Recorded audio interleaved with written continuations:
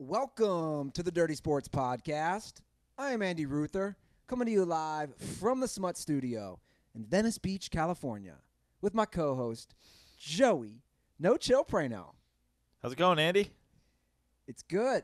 Did you get a haircut? I did not. All right, look. But I am getting the lines in my head this week. I've decided. You're not. I am. Even though everybody told you not to do I don't that? give a shit, bro. I'm fucking 36. I'm going to be 37. I'm ready to just do things. In fact, I was this close. Ready to just do things?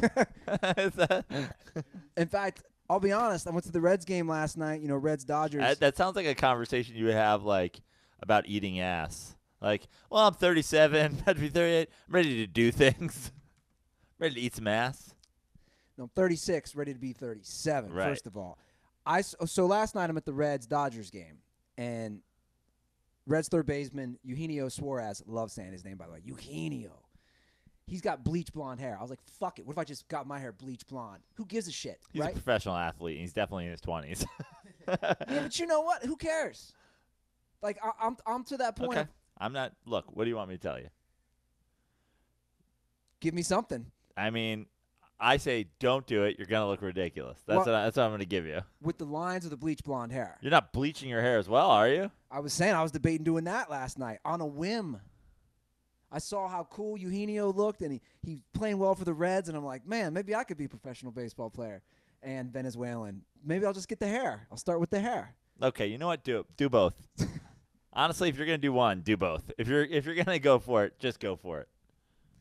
I'm getting the lines. I'm getting just the fade. I'm doing it. You're going to do this at Supercuts? No, I'm not.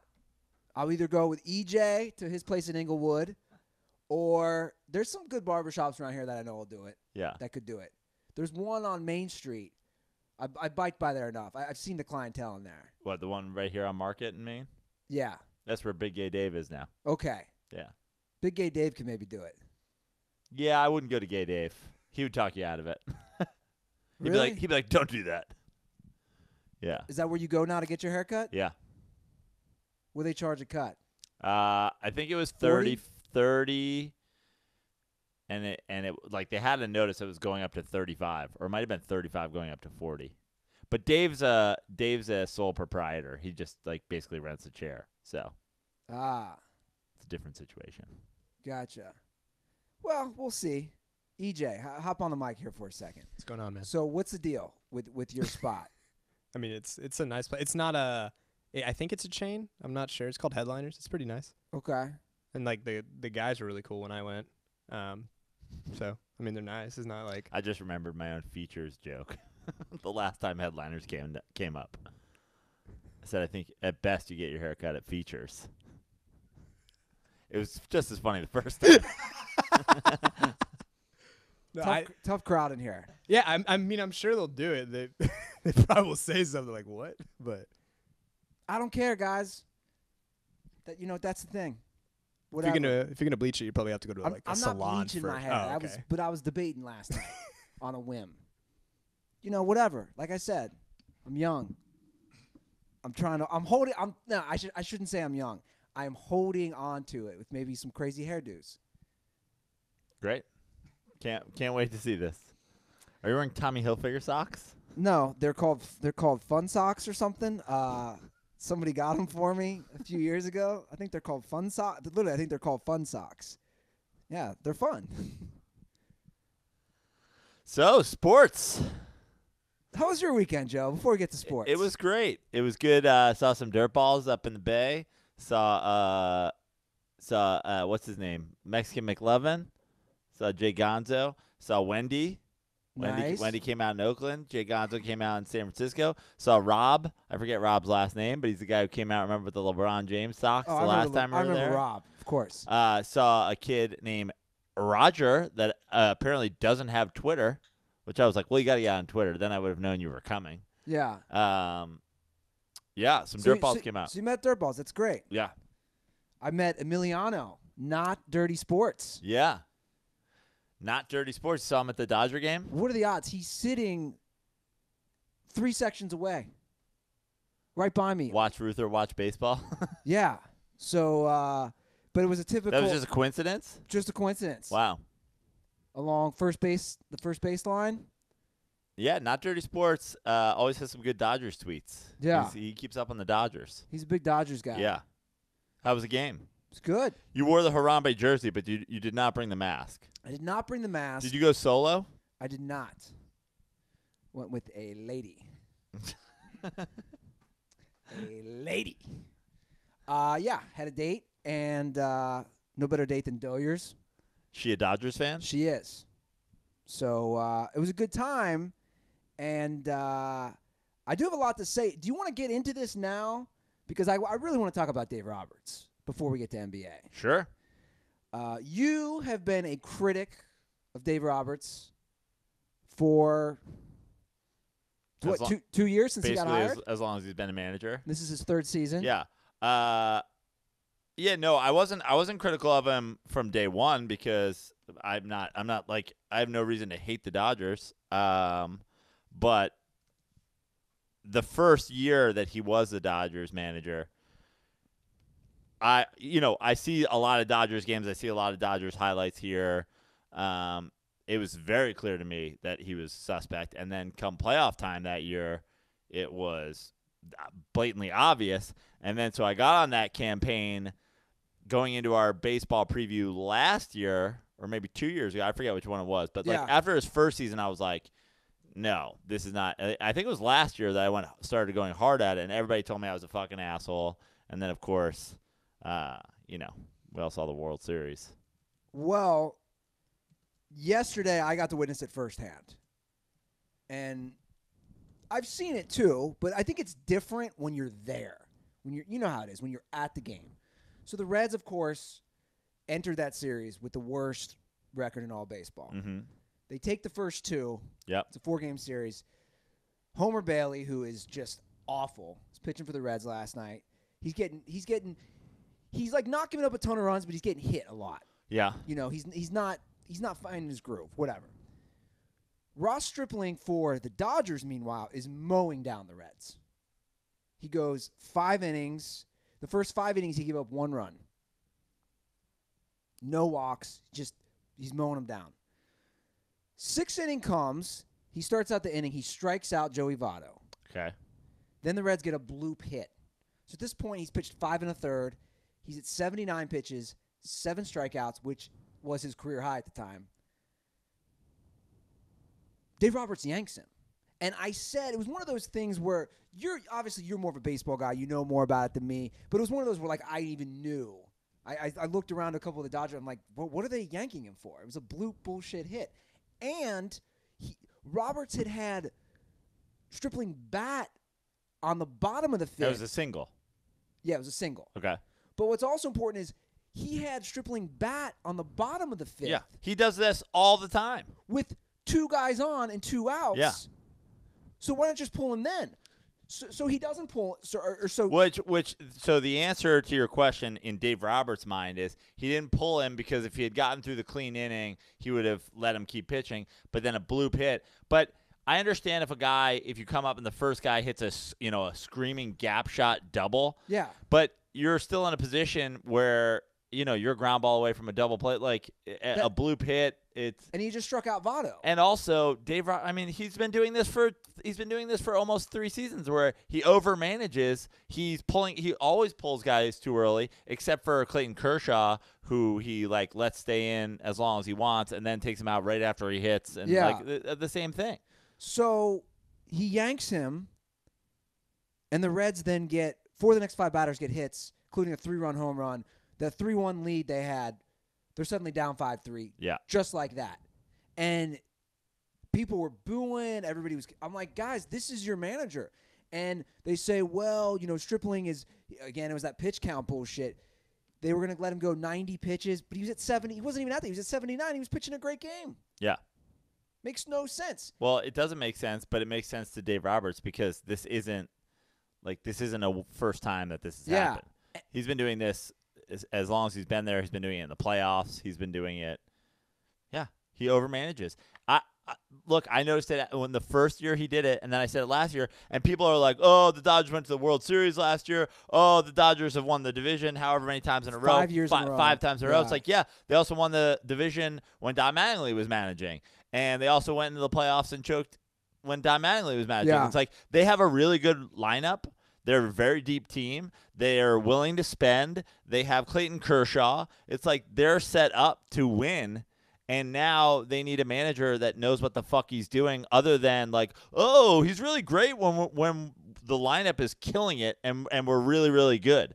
I mean, last year, beyond what I saw late in his first season, but all last year, they also had that terrible losing streak. Yeah. After the big winning streak, it's like, well, look, I'm gonna go this far. I know it's still early. Dodgers will not make the playoffs. He's lost this team. They just got swept by the worst team in baseball at home. Here's the thing. I don't believe he's lost the team. I think he has. But here's the thing. It's easy to be a good manager when everybody's hitting and everybody's playing well. Now you got a couple injuries. Turner started the season on the DL. Now Seager's hurt. Kershaw's hurt. It's like, oh, suddenly you guys suck? Yeah, that's what good managers are supposed to be able to get through this. Whereas, bad managers, this is when they get exposed. Like, anybody can manage. I don't know if fucking Aaron Boone's a good manager or not yet, because the Yankees are, like, catching fire. Everybody's fucking hitting. Yeah. So. Well, he's got some problems going on with Bellinger, for sure. So, Bellinger, it's 5-3. Bellinger is the first batter in the ninth inning. He benched him, a couple weeks ago for not running out. Right. The double, which should have probably been a triple. It's 3-0. Bellinger, of course, has the take sign. Bellinger bunts. He has the take sign? You know that? Or Yes, this is a story? This was all in the press conference afterwards, and Bellinger admitted. It's 3-0. Again, he's the first batter in the ninth. Was there one out? I didn't think there was any outs. Okay, Trevor's saying there's one out, which could be right. Regardless, he had the take sign for sure. So it's 5-3 at this point? It's 5-3. Okay. Bottom of the ninth. They have the shift on. Yes. Right. Bellinger bunts, ignores it, and he owned up to it. I straight up ignored the bunt sign, or I'm sorry, the take sign. He bunts it right back to the pitcher. Like, literally, the whole stadium's like, "What is going on here?" And then throws him right out. Then the next guy gets out right away. Game over. Yeah. I don't know. I don't even understand bunting in that situation. If you don't have the take sign and it's 3-0, why are you bunting 3-0? He'd already hit a home run that game. You have power. So I actually like the move of you're a 2-run homer away from tying the game. So any base runner is a good base runner, but you're also the guy's got to throw you a couple strikes before you're about to walk. At least see a strike before you bunt. Yeah. Whether you have a take or not. That's just dumb. So I don't know what's going on. Apparently Dave Roberts is, he's spreading. He's contagious. But my point is, if you have a young guy like Bellinger who's just straight up ignoring you, in a way, you're starting to lose guys. Yeah. That's all I'm saying. I mean, it could also just be a personal thing. I mean, he benched him a couple weeks ago, and maybe it's just Bellinger who he's lost, Yeah. Look, I'm not, maybe. Are you rolling them out, though? Yeah, I already ruled them out. I ruled them out on dirty slides the last 2 weeks ago because I just think, at least from winning the division, because they're 16-24 now. And the Diamondbacks are fucking good. Diamondbacks have lost. Let me put it this way: the Diamondbacks have lost 5 in a row. They're still 8 games up on the Dodgers. Yeah. So it's not a good situation. But I saw this article. Actually, I should. But I want to hear. Let's get Trevor on the mic because I want to hear it because I want to know from a Dodgers fan. You haven't really been you haven't really been standing for Dave Roberts. You're not Schiavelli or whatever. No. But, Schiavelli stopped listening to the show because I said Dave Roberts stinks. He texted me today, by the way. Yeah. He was all happy. He was at the. What do they call it? What's the new soccer team? FC. Oh yeah, LAFC. Something like that. LAFC. He was there. Yeah. No idea what it means, but football club, I guess. Yeah. He was there. So what has Dave Roberts fully lost the team, Trevor? I don't know about lost the team. I think it's like morale's not good. It's just like a bad vibe. in the dugout, in the locker room, and everything. You gotta hope that once Justin Turner comes back, they can kind of turn it around and make everything a little bit better. I don't know. Like I said, I've never been a big Dave Roberts fan. I've always thought he's a little whack. Bringing especially that Kershaw move last year, I don't know. I don't expect them to make the playoffs. I can tell you that much right now. We'll have to see. But I mean, you can't. Again, I'm not saying that you couldn't turn around. You get swept at home by the worst team in baseball. And these games, they were dominated in most of these games. Yeah. I watched all of them. It's just, I don't know, man. It sucks. By the way, Dodgers fans, I know we harp on it, but jeez, that stadium completely emptied out. They're down 5-3. Yeah. It completely emptied out. And I was talking shit. I was standing up like, oh, traffic. I was kind of running my mouth a little. But it was like, come on, guys. They didn't know. They knew nothing. Yeah, because you were in the field level. If you were in the bleachers, you wouldn't have been talking that shit. Fuck no, I would not have been talking shit. I want to bring up something, though, real quick, Praino. I think you'll get a kick out of this. On an unrelated note, but just on a sports-related note. Is there anything worse than when you're sitting next to somebody who doesn't know sports but keeps trying to talk to you like they know sports? Oh, no.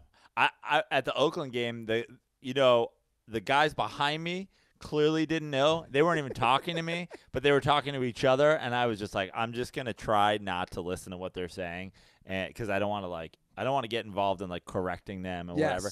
But I got to say, conversely, I found A's fans to be fantastic. Oh, nice. I thought A's fans were knowledgeable, with the exception of the four bros in blue button-down shirts behind me who played hooky from The Office. We'll just go in for a couple hours and then we'll sneak off to the A's game. The people that were sitting around me were very knowledgeable, good fans. A lot of everybody had a jersey, everybody had a hat. Everybody seemed to know. One guy, the right fielder, made a great play in one of the innings, down the foul line, diving catch down the foul line. And they have the foul territory there is super big because of the football shit. So this guy's running all the way from right field to the third base dugout. It's a long run, It's especially long considering the field conditions. And when he finally arrives, everybody in the section that's down by the field gets up, standing ovation for the catch, which you don't see a lot of ballparks anymore. You don't see I was saying Dodgers fans. You'll have a couple guys who really know what the fuck they're, watching, and then a guy will get an ovation for a home run or whatever. But a guy make a great play, the whole section standing up and applauding him as he goes into the dugout. I thought that was pretty cool. But yeah, it's the worst when you're sitting with somebody who doesn't know what they're talking about. Well, listen to this couple. This was an all-timer for me as far as most ignorant fans. This couple shows up fourth inning. And I'm not going to, because they weren't Dodgers fans. One guy was a Reds fan, and the girl he was with was a Dodgers fan. They show up fourth inning, and he wasn't wearing any Reds gear. I didn't know he was a Reds fan. And then probably about an inning later after he got there, he goes, oh, I'm a Reds guy. He goes, I grew up, I go, where are you from? And he goes, Oregon, but, we didn't have a team. I just started following the Reds. So he goes, who's your favorite all-time? Nice life decision, bro. Grew up in Oregon, so I figured. Yeah. Oh. I wore rec specs as a kid, so I figured. No, wait till you hear this. He goes, so who's your favorite all-time player? I go, that's tough. I go, but I was like, the first guy that I truly loved and had posters of was Eric Davis. And he looks at me so confused. He goes, Eric Davis, not the big red machine? And I look at him and I go, well, that was a little before my time. Bro, how are you misreading? Yeah. The big red machine was in the 70s, bro. How old do you think I am? And then I could tell his girl didn't like me. Did you catch the lines in my head, bro? Hello, fellow kids. So then he starts talking about the big red machine, and then he goes, he's just one of those guys who just does it. He sees the headlines. He goes, man, this Matt Harvey acquisition is going to be great, right? And I go, do you know anything about Harvey? he goes, oh, yeah, he's going to be great, right? I go, he's had an awful year. It's all controversy. All he wants – then I make the mistake of telling him what's actually happening. I go, all he wanted to do was party. He didn't want to get sent down to the minors, and he's just not responding to me. And I'm going, oh, God, why I do this? And then his girl – I go, where do you guys live? And they're in Orange County. His girl goes, we go to a lot of Angels games. And I go, that's the worst stadium. I go, I love Dodger Stadium. And she looks. Not only are you fucking talking to these people, you're giving them hot takes. Worst stadium in baseball. You know what I said to her? I go, Dodger Stadium is great. It's got history. It's got character. I'm going into this fucking long Ruther thing. Yeah. It's the second oldest stadium in the National League. And I'm hyping up how much I love Dodger Stadium. And she goes, Angel Stadium's great. I go, there's no character. I go, tell me what's great. And then I'm arguing with his girl who's sitting there trying to tell me that Angel Stadium off the fucking 405 is a great stadium. Unbelievable. I mean, it was I don't think it's anywhere near the 405. By the way. Isn't it off the 405? Yeah. It's off of some freeway. I don't know what freeway it is, but it is right off a freeway. It's right off a freeway. There's a giant helmet when you walk into the goddamn stadium. Yeah. It's not a good stadium. I don't hate it, but it's certainly not Dodger Stadium. It's not even close. Yeah. This woman was trying to argue with me. And then at one point, you know what I said to her? At one point, I go, this went on for a minute. I go, let's just respectfully agree to disagree on this one. And she goes, I can do that. What was your lady friend doing that whole entire time? Yeah. She was not talking. And then at one point, she's like, wow. She was fucking Matt Harvey in the bullpen. That is correct. One last baseball thing, which I want to bring up, which I told you about. Wait, I got to ask, did you watch the game on Friday? Did you watch Harvey's start? I caught after his start, sadly. Yeah, because they took him out in like the fucking fourth. They took him out after fourth inning. I was down actually. This is true. Everybody get ready to laugh. My lovely neighbor Margaret had invited me over for some food, and she made me a virgin margarita, and we hung out for a few hours. So I got that. I got back, and I got the game in the fifth inning. My man. What? You had a virgin margarita? She was at Margaret's place? She was drinking real ones, and I walked in, and I said, I don't drink alcohol anymore. And she goes, I'll make you a virgin one. And it was just the two of you hanging out? Yeah. She's going to be on Dent Report this week. Not the whole bridge group? No. She's going to be on Dent Report. I've learned a lot more fascinating things about her. Yeah. She's you guys met her. She's not fat. She's you got to give us one tease. Like, what's one thing we should listen to Dent Report to hear about Margaret? She is on Match.com, and we were sharing dating stuff as a woman in her 70s. She told me the story of her parents escaping Nazi Germany in the Holocaust. I mean, dude, she's got stories. Okay. You should tell her not to mention that one on her match dates. Yeah, you definitely way to bring the energy down. He asked for a good tease, and you let off with the Match.com and then switched to her parents escaping the Nazis. Yeah. Well, the Match.com was interesting because anyway, my parents escaped the Nazis. They almost got rounded up and thrown in Auschwitz. Should we get apps? You want to try an app? She's pitcher of margaritas? Yeah. I'm going to bring her on Dent Report Tuesday morning. Thuston. Was joked. Oh, God. So speaking of old people. I mean, I don't think Margaret would appreciate her being teased like that. My dad, Walt Ruther, contributing to Dirty Sports. He sent me an article from the Wall Street Journal. The Walt Street Journal. That's what I call it. It was a great article which was saying how this could be the worst season in baseball history as far as the number of bad teams. Currently on pace to have 6 100-loss teams. Mets will find a way. Make it 7. There's never been more than 4. And the argument in the article was basically saying that all these teams, the Reds, the Marlins, you name it, the White Sox, they're all basically trying to mimic the Houston Astros, and it ain't happening. Right. It's taking time. And Scott Boras is one of the main people featured in the article, which I know obviously he's an agent, but he was saying they got to do something where teams are fined. I kind of like this idea if they don't spend a certain amount of money. Oh, yeah. I'm sure Boris is like, every team's got to be over $100 million. True. Or they pay me. Or they lose certain picks, draft picks. Yeah. That was it. It was the draft pick thing.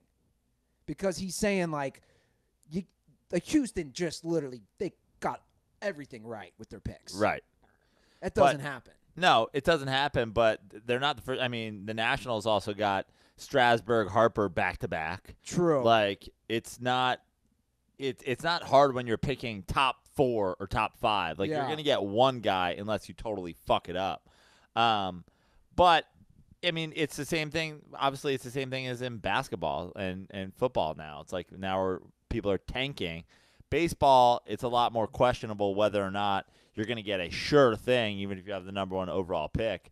But, yeah, I mean, tanking is now an issue because of the Astros and because of, the Sixers and because of teams that have done it and successfully turned it around in a few years. I mean, even the fucking Cavs, they got LeBron back because he left and they sucked. Yeah. I know. But that's the thing. It seems like this is a problem, like you're saying, in all sports. Well, I think at the very least what should happen is there should be some sort of limit on what you can fucking charge if you're tanking, if your team just straight up sucks. Like, I go to the A's game, it's a day game. I buy $20 fifth row seats on SeatGeek, and they're charging $30 for parking. Yeah. I'm like, guys, get a grip with what's going on with your franchise. Yeah. Like, you're not that good. No one's coming to the games. I'm able to buy tickets for 2/3 of what you're going to sell me parking for, and I'm sitting behind home plate. Like, hot dogs should be a fucking discount. Well, beer should be a discount. The article was saying that how this is really hurting attendance on a lot of these ball clubs. And so my point is, instead of handing money to Scott Boras in some sort of crazy, weird fucking agent coup, let's just discount the fans. Dodger Stadium too now. Yeah. I know you said this, the parking was $30 in Oakland. It's $25 now. Yeah. In Dodger Stadium. Which, when your team is good, it's like people will pay. Yeah. But when your team sucks, they do have a good promo coming up at Dodger Stadium. They kept advertising for, which I was like, oh, it sounds great. On a week from Monday, on the 20th, $1 Dodger Dog Night. They need more of those things, right? Like those are, that's a great deal. I'd eat 3 easily. Yeah.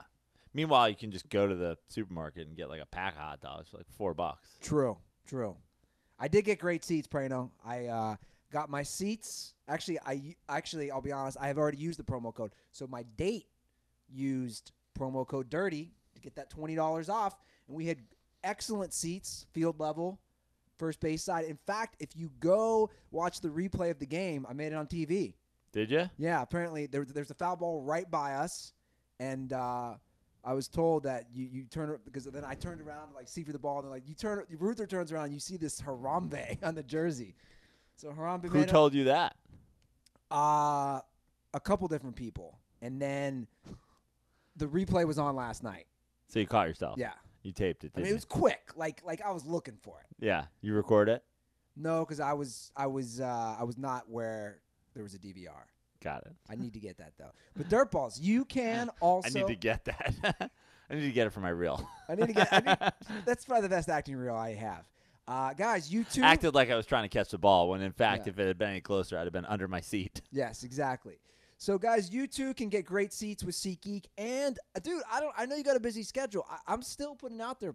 Anyway, we go on SeatGeek. You too. Yeah, when is it again? I keep asking. Wednesday and Thursday of this week. I think. Yeah. Let's go. Okay. Didn't I say let's go like 4 times? Okay. Cool. Love it. DirtBalls. You get $20 off your first SeatGeek purchase. Just download the SeatGeek app and enter our promo code DIRTY today. That's promo code DIRTY for $20 off your first SeatGeek purchase. All right. We got to talk NBA. Game 1, Eastern Conference Finals, was a blowout. Yes. The Cavs did not come ready to play, and the Celtics looked great.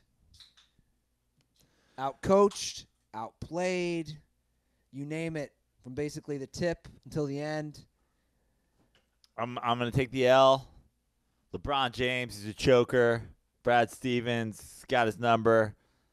Weak East, still can't get out. He'll never be great. This is what LeBron James does. When the going gets tough, he rolls over. Classic. I'm sensing some sarcasm with you, Mr. Joe Praino. No, actually, I think what really happened was LeBron has heard what a lot of people have been saying, that it's better to get your shit pushed in by the Celtics before the finals than actually lose in the finals. He's taking a page out of the Michael Jordan book. All right. Here's the deal. Let's not make this I'm gonna not make this about Jordan and LeBron. Let's talk about the game. Let's do it. Let's do it. What do you got? The Celtics, like I said, looked great. Yeah. Team basketball, and they play. They all played as a team. What they've been doing. The Cavs, you just gotta hit your fucking shots. Well, I didn't watch the game So because I watched the whole I was thing. driving down, but I did listen to the entire game on the radio on the drive down. And Brent Barry was the color guy. First of all, Brent Barry's fantastic. But, obviously I can't see the actual shots they're getting. But the way Brent Barry was calling the game, Brent Barry made it seem like every single time the Cavs came down the floor, they had like a great look and missed. He was basically saying, he's like, he's like, every time they come down, they get an open look and completely miss. And then the Celtics come down and they're getting 2-point baskets and they're still pulling away like crazy because the Cavs defense isn't there. And he's like, the Cavs defense is also not there because they're probably, they're probably going through some emotions about having open looks and no one's hitting their shots. Listen to these Cavs starters from 3-point range. LeBron, 0 of 5. Kevin Love, 1 of 4. George Hill, 1 of 2. Kyle Korver, 1 of 5. J.R. Smith, 0 for 3. They finished as a team. I think they missed their first 13 threes. They did. Right? Yeah. As a team, they went 4 of 26. That was the thing. They just couldn't hit shots from the start. Yeah. And I believe the first 3 shot was Kyle Korver's bricked, and I'm like, oh, it's not a good sign. Yeah. And they're just missing them. Now, I want to give credit to the Celtics, though.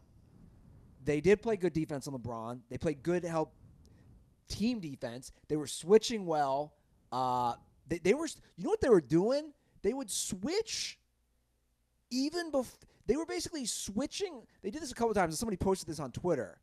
They would switch on Kevin Love down low, like as the ball was being passed, which was kind of crazy. I'd never seen that. Okay. Like he'd have a smaller guy on him, and you'd see like the ball's about to be passed, and then they do a quick switch, and then he thinks he's on a smaller guy, like a guard, and suddenly he's on like Aaron Baines or some shit. Yeah. But, dude, they looked good.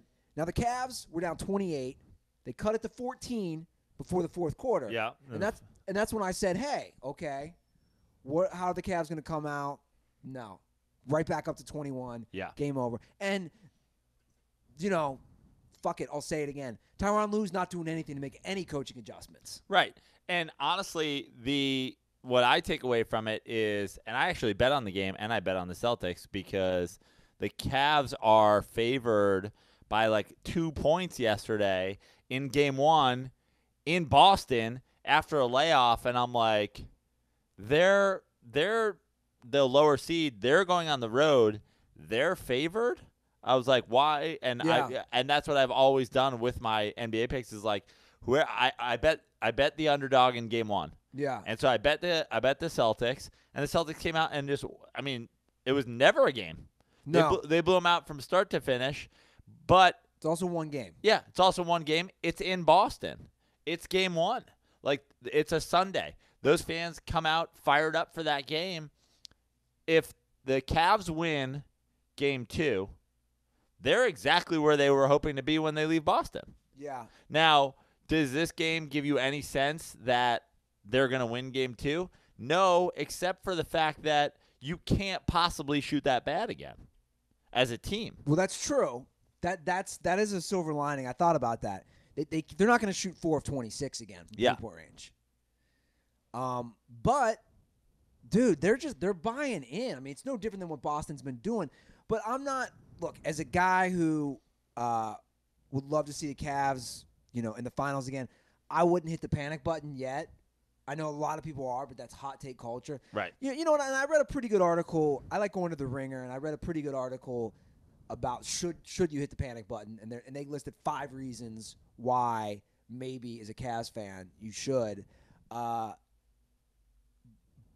dude, I don't know. Again, LeBron didn't play that good. That was by far his worst game. Yeah. He's gonna come out ready to play next game. Yeah. I mean, he basically said it in the game, and he said it in the post game. He's like, I don't know if you guys know, but this is sort of what I do in game one. He's like, it's sort of a temperature check to see what's going on. And I think that is the disadvantage that the Cavs have is LeBron needs this game. Not to say he couldn't have played better. Of course he could have. But he needs that game to figure out what they're going to do. Meanwhile, Brad Stevens is preparing in advance for this series.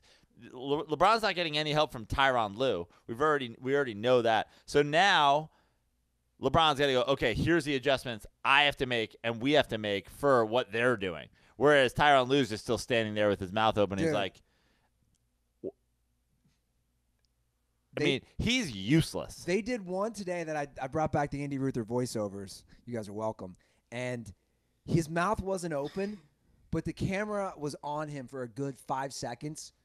Just deer in headlights look. He had I've never seen a coach look more confused, standing on the sideline by himself, just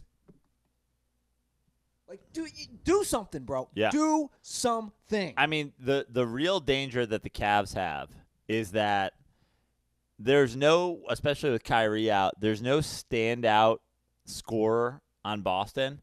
They all, Tatum's probably their best, like, go-to, like, isolation, get a bucket when you need it guy. But if nobody's going to defend as a team, then it doesn't matter. Like, if every time down they're just going to go, oh, let's go at fucking J.R. Smith. He's useless. Let's go at Korver. He's useless. Let's go at, like, then how are you going to ever win a game if you can't stop somebody? Well, that's what happened. Yeah, absolutely. You look. And also they're running off of misses. Yeah. 23 for 23 for Jaylen Brown, 16 for Tatum. Horford ate up Kevin Love for 20.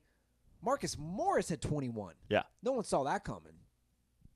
I mean, everybody scores a lot when you have a 30-point lead. Yeah. But they need to figure out something defensively. I just can't imagine that they missed those shots like that again. The way Brent Barry, I didn't watch it, but the way Brent Barry was describing it, it was a lot of early on in the game, and I think LeBron had a bunch of assists like early on as well. He's like, LeBron's not scoring that well, but he's already got 5 assists or something like that. It was like pretty early in the game. He was just like, I think he was like, he should already have 12. Like, he's saying, like, he's getting these guys the ball in the position to score. He didn't play well, though. This is probably the worst playoff game I've seen LeBron in a long time. He had 7 turnovers. Yeah. He really didn't play well. But it is one game. But it's just a snowball effect. Like, yeah. when you're down 20 out of the first quarter. Yeah.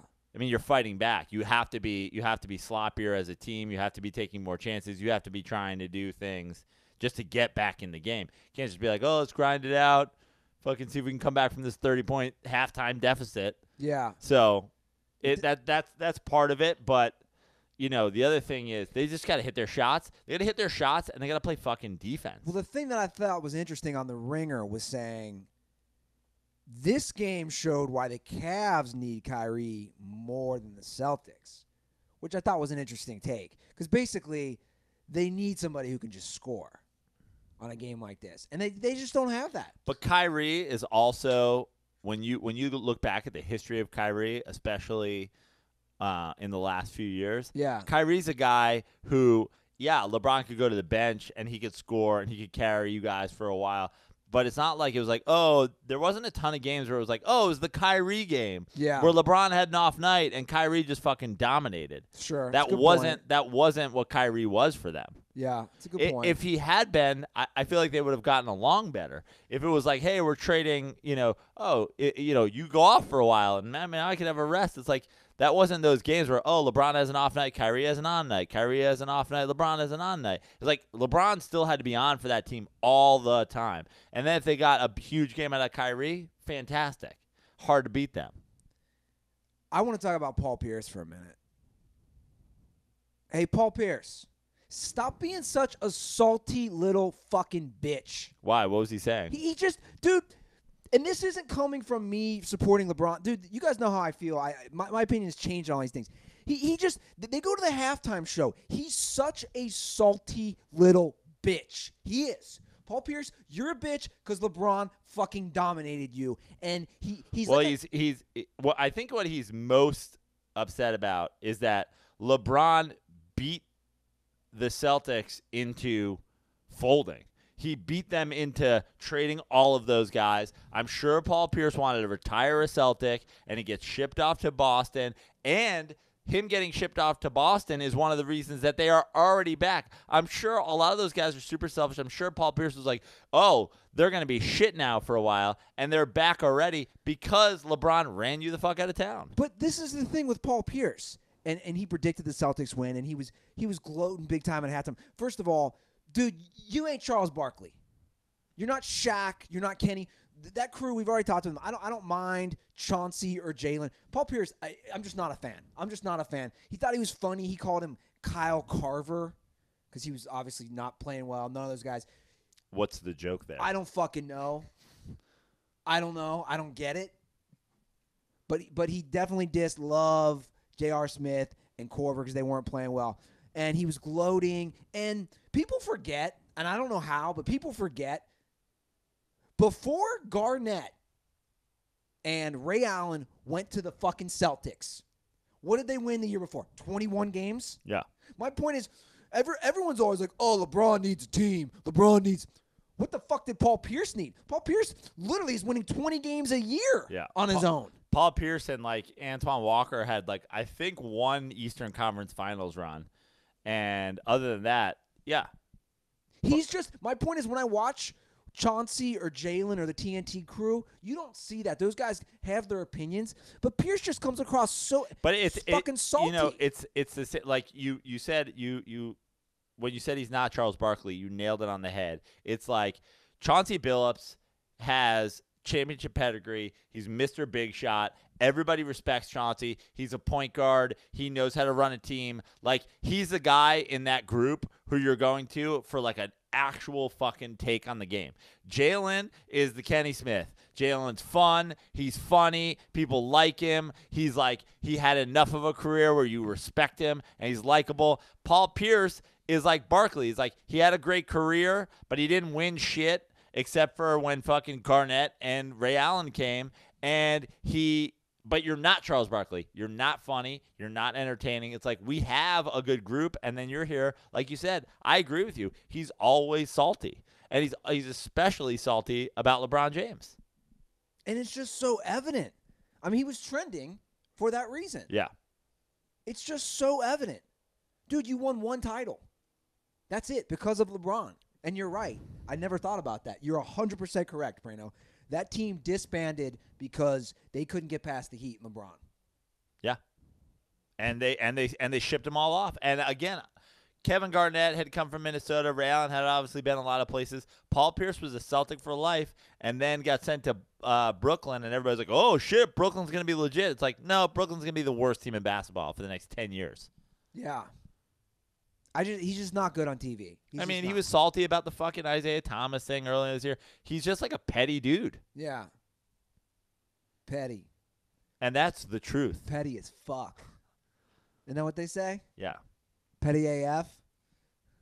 Trevor's nodding his head. Stepped on my truth joke, Ruther. I'm stepping on a lot of jokes. That's what I do, Praino. You all right over there? Yeah. Everything good? Sorry. Yeah. It's all good. There's just some thusting going on, you know? Thust. Personal or professional thusting? Professional thust. Oh, that's a good type of thusting. I think I like professional thusting better than personal thusting. If we're going to have it on a scale of thusting, I definitely want professional over personal. I don't know if we're talking about sex and versus career stuff right now. I don't know. Yeah. This whole thusting, it's literally it's a Smurfism at this point. Yeah. Dwayne Casey, fired by the Raptors. He won Coach of the Year, correct? Was that already announced? No, that was they voted, right? They did a coaches. They added some sort of thing this year where they did a coaches vote for Coaches of the Year, and he received 0 votes in that. No, that was Brad Stevens. It was Brad Stevens. Oh, Brad Stevens, right. And Dwayne Casey won that. Sorry, that's what I meant. Dwayne Casey won that, and Brad Stevens got 0 votes. Talk about salty. What's wrong with all these other coaches? Yeah. Well, why are they giving Brad Stevens 0? Yeah. But there's a reason why these things aren't voted on by other coaches. Maybe they hate Brad Stevens for beating him. You know, And I heard there was also they only had one vote. right? So I guess like they didn't have like a second or a third place Right. vote. So they were like they all gave it to Dwayne Casey because they thought it wasn't any shade towards Brad Right. Stevens. It was just like they only had one vote and it went towards him. He had to be fired, though, right? Agreed? And I know they've had 3 straight 50-win seasons. I but disagree 100%. You disagree. Yeah. Dwayne Casey is now getting fired for overachieving with the Raptors. Okay. Did anybody think that? So it's one of those things where you set your own bar. I agree. You say so by coaching a team well enough to make them the first seed. Now he's gotten himself fired by losing to a lower seed. Well, yeah. To me, it's the Marvin Lewis effect, dude. The Bengals were dog shit. It's the same thing. He suddenly keeps leading. You know, I'll take away the last couple years. I'm not talking about that. Like the Steelers game. He leads them to so many playoffs. You got that coach who can take you to the next level from dog shit or like the Raptors who no one gives a shit about to they're suddenly making the playoffs. Dude, I know they have LeBron James. But the Bengals defense was incredible those years.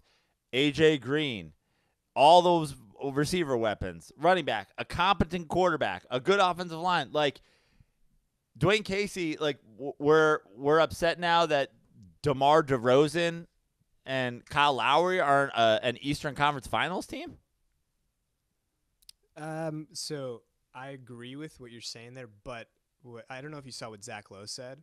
This is where they said this is the moment he got fired was after they got swept. Dwayne Casey in the post-game interview said he's like, we're closing the gap on LeBron. And it was like, you just got swept. And Zach Lowe, I think he wrote down or something because he said it on the show that he was like, that's the moment I knew that he was going to get fired.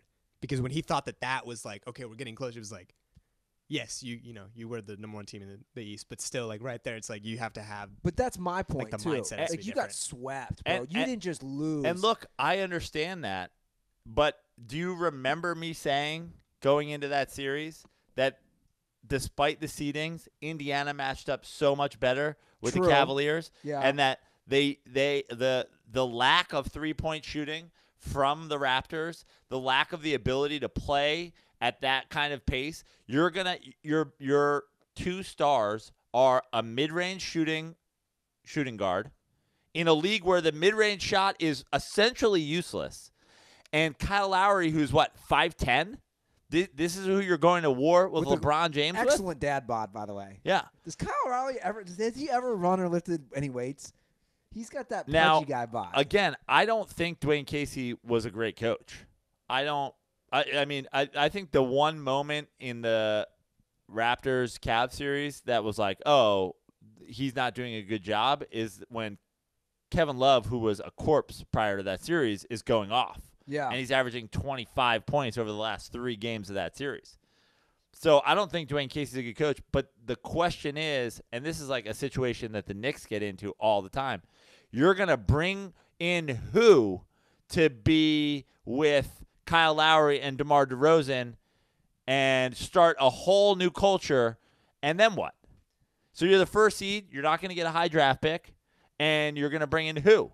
Who's going to be brought in that's going to do a better job than being the first seed? How about this? I'll put this out there with 100% certainty. They're not the number 1 seed next year. 100% they don't win 59 games next year. Well, I agree because I would put it on the Celtics most likely. Okay. Look, I understand, Praino. I see all sides of this, to be honest. Like I see all sides. We talked about the Dodgers before. The Dodgers have a great lineup. They have refused to add a legit second go-to big game, shut the fucking door pitcher behind Kershaw. They refused to do it. And then Mattingly gets fired. Now Dave Roberts comes in, and he's not doing fucking well. It's like, guys, you're not changing up the strategy at all.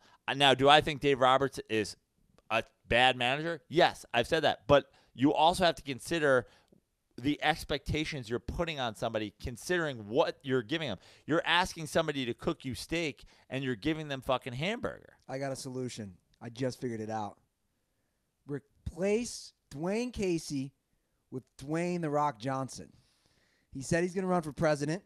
This maybe will be a precursor to that. He can show that he can handle managing a team. You know, that's kind of like I thought you were going to say replace him with Dave Roberts. At least he would have pulled C.J. Miles super early in that game, put somebody else on Kevin Love. I like The Rock. Send The Rock up to Toronto. I mean, The Rock. Then they can cross promote. He can be in like a new Jurassic Park. You're asking The Rock to take a serious step backwards in his career.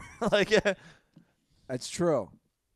Serious question: do the Raptors win more or less games with The Rock or Drake as their coach? I mean, I think they win more with The Rock. They win more with The Rock? I mean, Yeah. He's going to inspire more. What's Drake going to do? He's going to get up there in his wheelchair and snooze rap for everybody? You hate Drake. Yeah.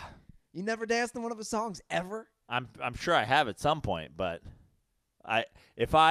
We need to get a Drake Magic Mike mix. I can tell you one thing's for sure. When if I was putting together a dance mix to go out and party to, there wouldn't be many Drake songs on there. Let's get to this right now. This is a Dirty Sports exclusive. Joe Praino's dance mix. What do you got on there? Give me 3 songs you got. I Like the Way You Move by Outkast. Okay, that's a good one. Mace Feels So Good. Oh, that's a good one. Can't believe you're not And saying which one. It's instantly popping in my head. and the Wyclef Staying Alive remake. Wow, threw me for a loop there. I mean, I'm a hip hop. The hip hop dance. No, Montel Jordan. This is how we do it. Yeah, but I mean, No remixed Ignition. yeah, but even that, like, first remix to Ignition, great, solid for sure. Montel Jordan, at this point, it's like you're almost doing it's almost like a novelty song on a dance mix. Now I got to stand on one leg and fucking spin the whole time. Like I got to do. Why don't I just put Kid and Play on there and me and you can fucking kick each other? What about? It's interesting that your choice for Outkast. Oh, that's number one. Like that's number one fucking dance, But my hip hop point is, dance song. Outkast has a lot of songs you could choose from. Yeah. What about Hey Ya? I mean, Yeah, fantastic. That's There would be a lot of Outkast. I used to throw. that's all I'm saying. I used to throw straight up only Outkast dance parties at the 131 in Brooklyn. We're gonna dance. We're all coming back from the bar. We're all gonna go to my place and dance. We're gonna move the couch and the fucking coffee table. We're gonna dance, and it's gonna be an exclusive Outkast dance party. That's a great theme party. Yeah, Outkast. yeah, Outkast exclusive. yeah. I remember a guy in my fraternity threw a big party after. I mean, talk about fucking childish. He threw a party when we started bombing Iraq, and all he was playing was Bombs Over Baghdad on repeat for like 6 hours. That's fucked up, man. Childish is not the word. That's fucked up. And I was partying. You know what else we did, which would be a fun party now that we're talking about parties? We used to do a party called Bad Beer Party, where you'd load a tub full of the worst type of beers. And there was a store in St. Louis. Just IPAs. Yeah, there was a store in St. Louis called Dirt Cheap Beer. There was a couple of them. That was the brand, Dirt Cheap Beer. And people would always buy beer there. So you load the bathtub. It had to be dark, and there was always somebody by the door. You load it full of shitty beer, and there was like 2 golden tickets, which meant like a Budweiser. Like those were considered the good ones. Classy, yeah.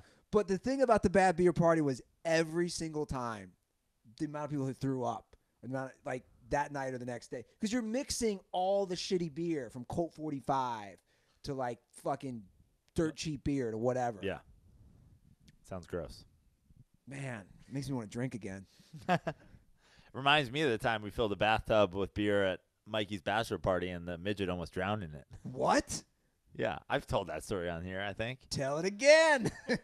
We got a midget for Mikey's bachelor party. Little person. Yeah.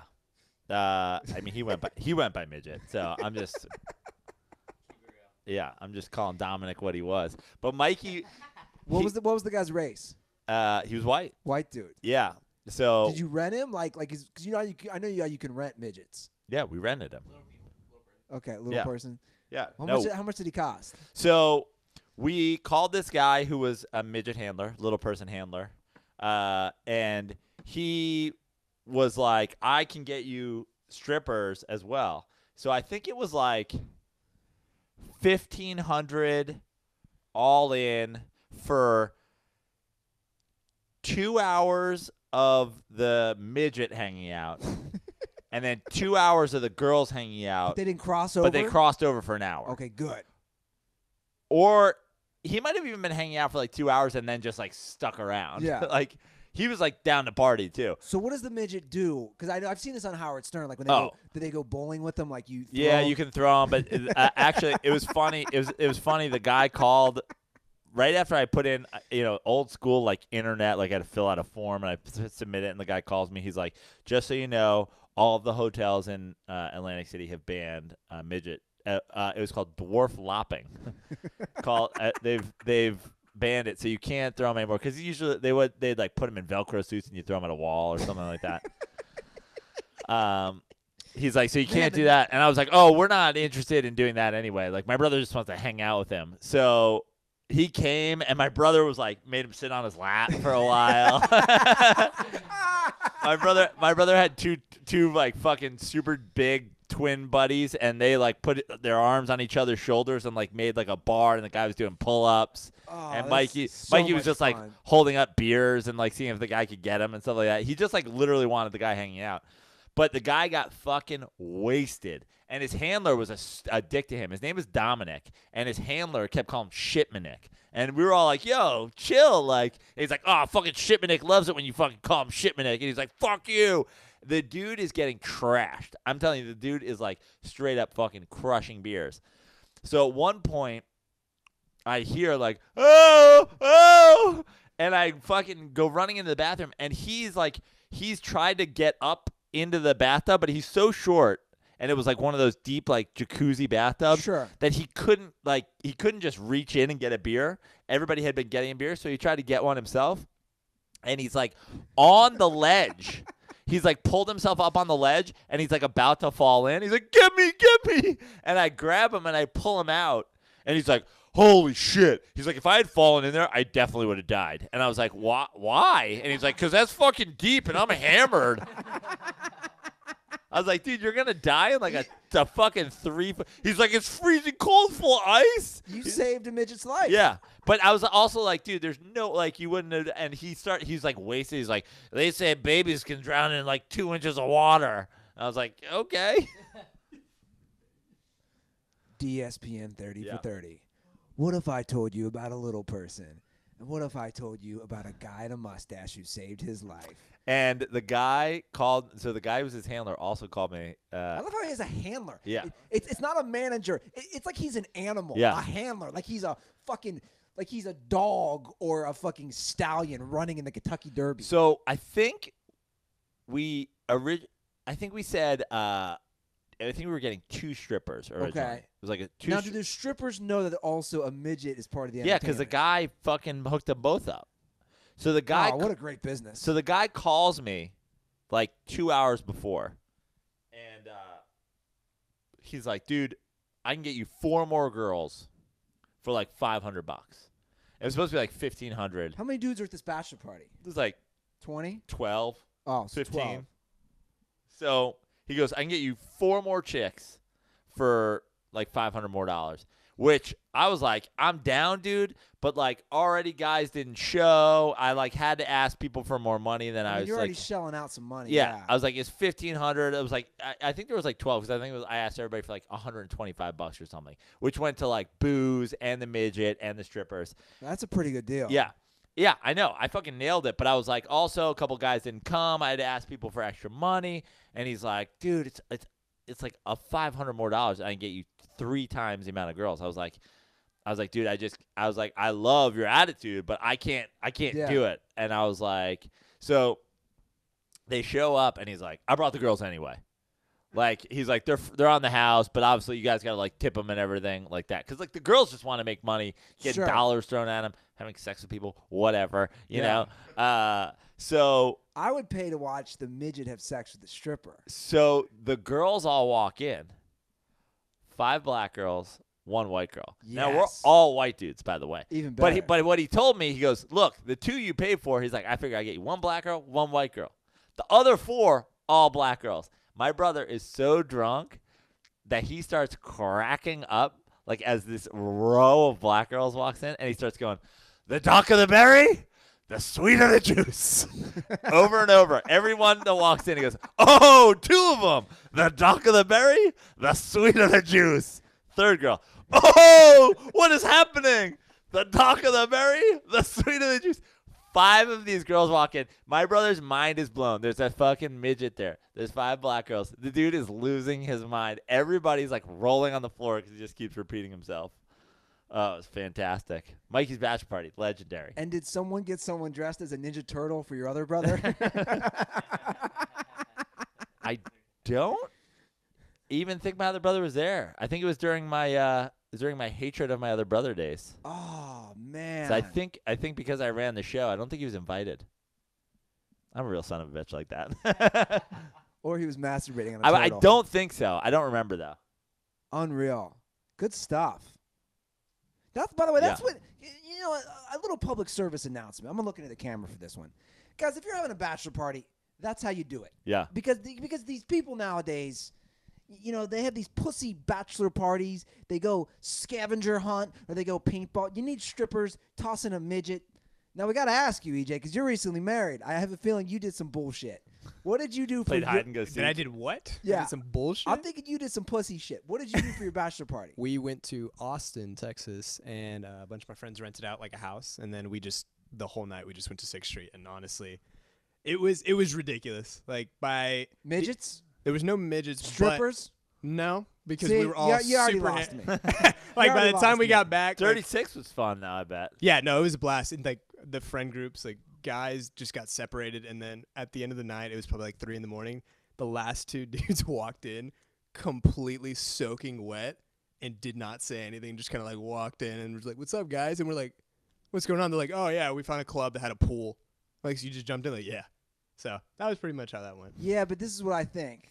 Pass the mic over to Trevor, please, because Trevor's basically married. Trevor, can we throw you a bachelor party with midgets and strippers? Let's do it.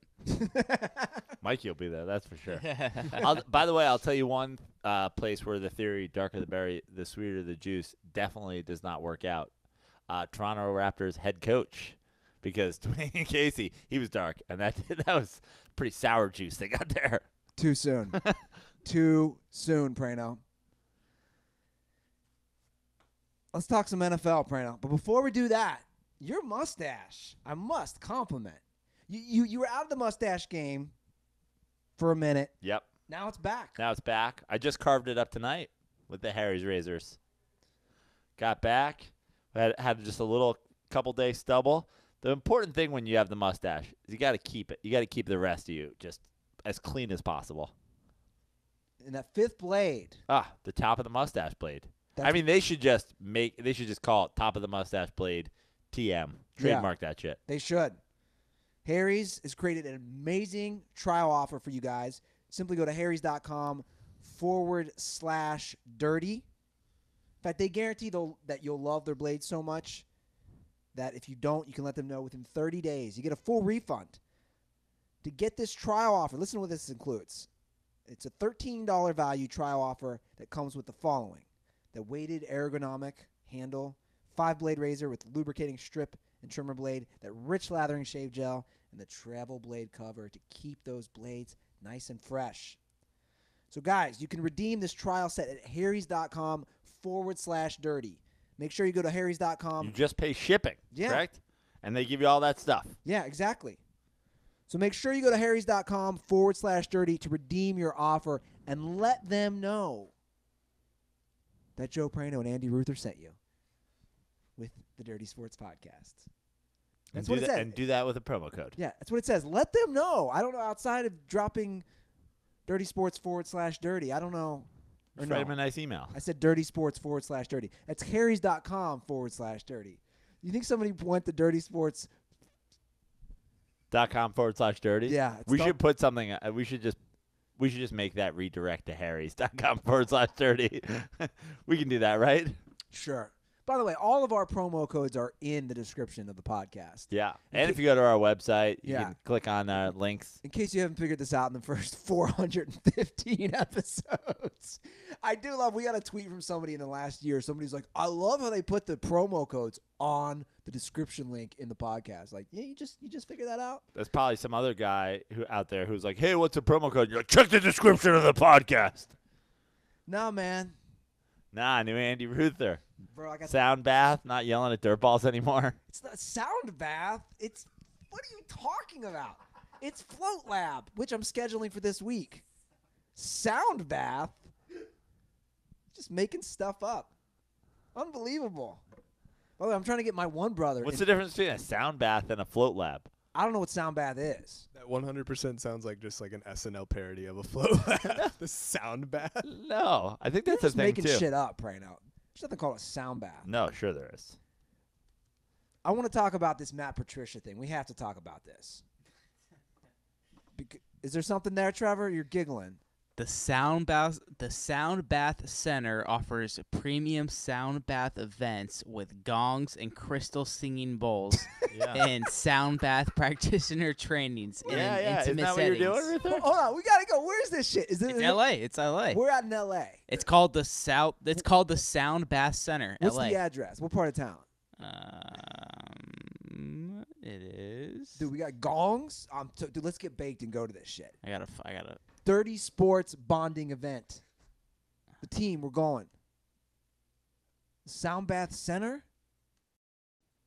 The website's not very helpful. All right, I figured. Of course, they can't have a functioning website. Eagle Rock Boulevard. Okay, so it's in Eagle Rock. It's the other side of town. It's in the east side.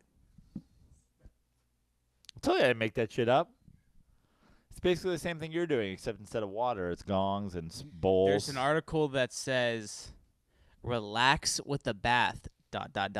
of sound. Yeah. Its practitioners say it's like a massage or a meditation. No. Yeah. Well, I'll try it out, but it's completely different of Float Lab. I'm just saying, it's sensory deprivation. This is full on. You're getting those fucking senses. What are you giggling about over there? Is there something real funny? I mean, No, there's just a picture of a girl doing like a sound bath, and she's got some like crystal kind of bowls with like a with like a wand Yeah, kind you of know thing, that- and she like, you know, you've seen that before. You have, yeah, you've heard that. she's kind of just like You've heard going that around, before. yeah. It's that you've heard that sound if you've ever like gotten a massage or whatever. It has the same end game, Ruther. I'm down for it. Let's The test it out. meditation. Let's test it out. Sound bath it up. Well, now I know the answer. If we want to make money from idiots, we should do a sound bath float lab where somebody is fucking putting the sounds under the water. Yeah, that'd be good. But where are the midgets and the strippers in Yeah. this scenario? Yeah. We need to bring that back, by the way. That's going to be in my head all night because I feel like that doesn't exist anymore. Can you rent midgets still? I don't think you can. Why? I'm sure you can. Mexico, for sure. I'm certain. I bet you my guy probably still exists. I might even have him in my phone still. What's he under? Midget handler? Like, what's his name in your phone? Let's find out. Are you putting midget into your phone? Yeah.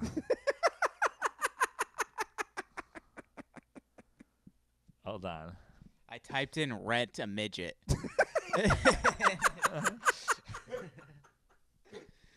And there's not a company in LA that's See, LA's so fucking PC and liberal, man. Yeah. I don't think it's going to be out here. New York, for sure, though. there looks like there's like one company that it looks like they rent, like they But have this is what's wrong with the America, business of guys. it. Let me see. Hold on. I found his name. Dude, I can rent topless maids. You see those cars all over LA? I can rent a woman to come over here. I can rent some Russian or Czechoslovakian woman to come over here to clean my apartment. I still got the guy on my phone. You think he's still handling midgets? Yeah, I know he is because I just looked him up on Chrome. Ready? JollyDwarf.com. The Bachelor Party crew. JollyDwarf.com is making some updates. Be back soon with a slamming new site. Book Beetlejuice. From Howard Stern. Yeah.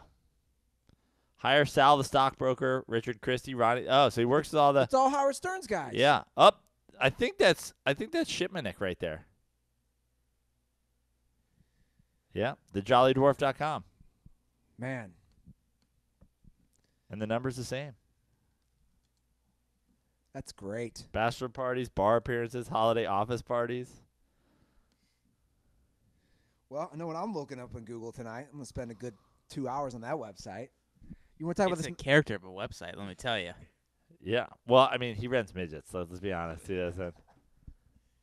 He's in the business of selling people. So. And we're bringing it back. Yeah. You want to talk about this Matt Patricia thing? Sure. Sexual assault. What? Hard pause. Sorry. Want to talk about his Matt Patricia, and then you go. Sexual assault. I'm not going to lie. It is really tough for me to go from midgets to anything else. Like, you mentioned that. The only thing in my head now is, like, I want to attend a midget party. Like my head is just one fucking – I'm focused on one thing. Anyway, so Matt Patricia had a case against him over 20 years ago. He was indicted, never went to trial. The girl did not want to pursue. Him and someone else were accused of sexually assaulting a 21-year-old, bursting into her hotel room, and taking turns sexually assaulting her during spring break in 1996 at South Padre Island in Texas, in EJ's neck of the woods down there. A big – I'm not saying you did it. This show's just gotten weird. Anyway, what I mean, dude, he's obviously denying everything. Nothing happened. Fuck, man. Shit. You're not safe from anything now. Like what do we make of all this? I basically? mean, also, you're not safe from anything. He was indicted. Yeah. Yeah. But that's what I'm saying. Like, I don't understand why he didn't own this like forever ago. That's the stupidity part of it. Like, or the Lions saying they had no clue, or the Patriots. yeah. A quick Google search, you probably could have found it. Yeah. And also, you got to know that's going to come up. Like, if I ever get hired for a gig, I'm going to be like, there's this one episode where I say midget like 40 times. Like, you know, just so everything's out there. Yeah.